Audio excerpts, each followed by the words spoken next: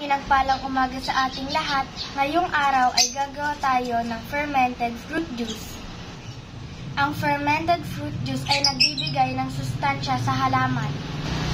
Mga kasangkapan sa paggawa: sangkalan, saging, kutsilyo, brown sugar, mangkok, garapon, goma at papel. Paraan sa paggawa ng fermented fruit juice. Una, hiwain natin ang saging sa tamang sukat.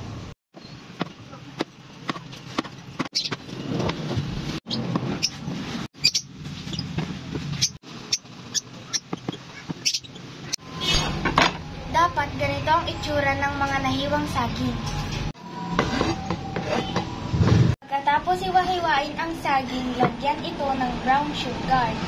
Tandaan, kung gaano karami ang saging, ganon din karami ang brown sugar.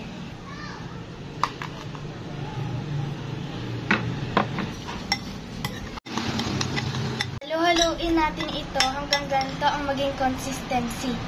Pag nahalo na, ilalagay na natin ito sa garapon.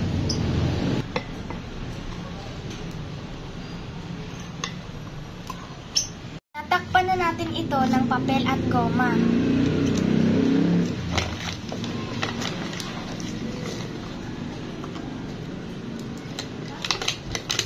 Siguraduhin mahigpit ang pagkakagoma. Sulatan ng label kung kailan ginawa.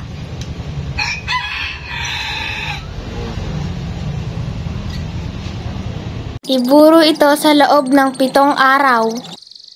Itago sa madilim o di naiinitang lugar.